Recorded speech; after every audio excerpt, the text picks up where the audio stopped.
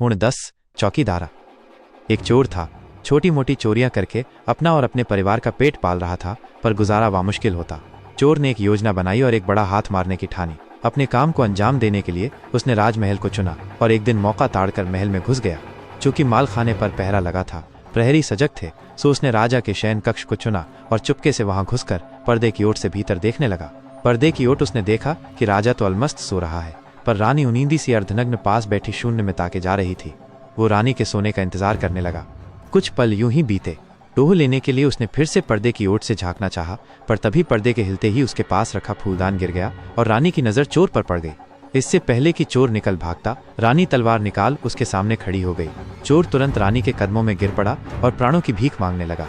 रानी ने कड़क आवाज में महल में घुसने का कारण पूछा तो चोर ने सारी बात सच सच बतला दी और छोड़ने की गुहार लगाता रोने लगा। रानी ने कहा, मैं एक शर्त पर तुम्हें छोड़ सकती हूँ। आस भरे चोर ने बिना शर्त सुने कहा, मुझे मंजूर। रानी ने कहा, तुम्हें मुझसे संभोग करना होगा।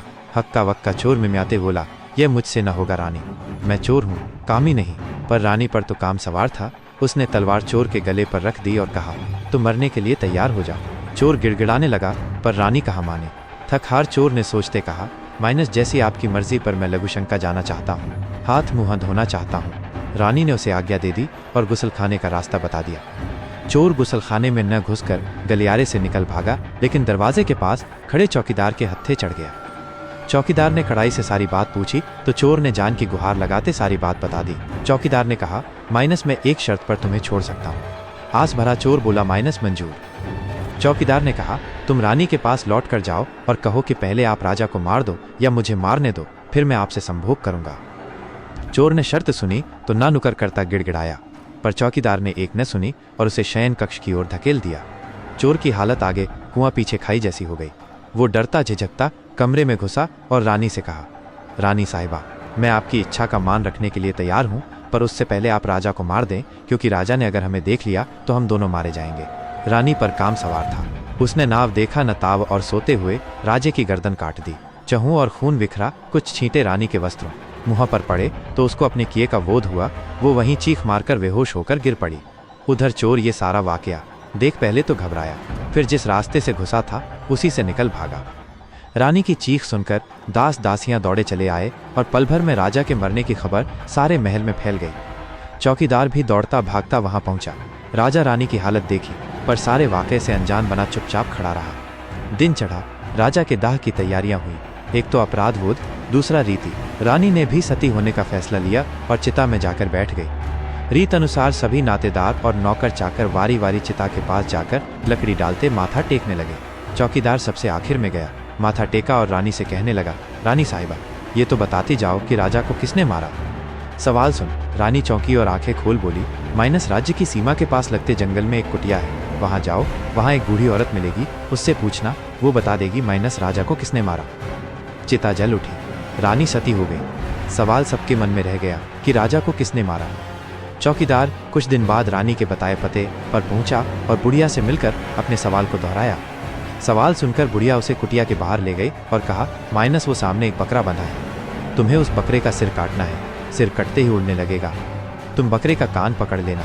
उड़ता सिर तुम्हें जिस जगह ले जाएगा वहां तुम्हें तुम्हारे सवाल का जवाब मिल जाएगा।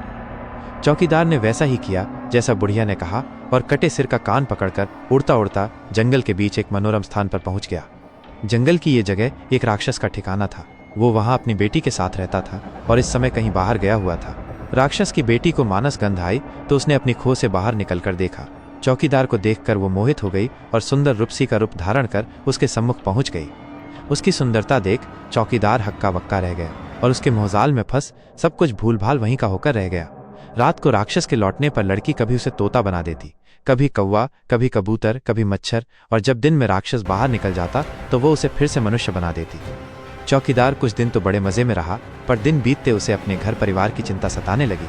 उधर राक्षसी भी उससे उकता चली थी। चौकीदार एक दिन मौका देखकर वहां से निकल भागा और किसी तरह अपने घर पहुंचकर अपनी पत्नी बेटे से मिलकर बड़ा प्रसन्न हुआ। दिन बीते, महीने बीते। चौकीदार को एक बार फिर रूपसी की याद सताने लगी। आंखों के आगे रह रहकर उसका सुंदर चेहरा आने लगा। वो एक बार फिर उसके पास पहुंचने को उतावला हो उठा और एक दिन चुपचाप घर से जंगल की ओर निकल पड़ा। जंगल में पहुंचकर उसने उस स्थान पर पहुंचने का लाख प्रयत्न किया, पर रास्ता न मिला। थक हार कर वो वापस फिर बुढ़िया के ठिकाने पर पहुंच गया और रास्ता बताने की गुहार लगाई। बुढ़िया ने कहा, माइनस तुम फिर से उस जगह पहुंच सकते हो, पर उसके लिए तुम्हें फिर से बलि देनी पड़ेगी। चौकीदार ने पूछा, किसकी? बुढ़िया ने कहा, अपने बेटे की। कामांध चौकीदार दौड़ता हुआ घर गया और अपने अबोध बेटे को उठाकर ले आया। बुढ़िया ने उसे बलि की वही प्रक्रिया बताई। कामांध चौकीदार ने जैसे ही तलवार उठाकर बेटे की गर्दन काटनी चाहिए, बुढ़िया ने उसका हाथ पकड़ लिया और धीरे से पूछा, हुण 10 चौकीदारा, राजा कुनी मारया?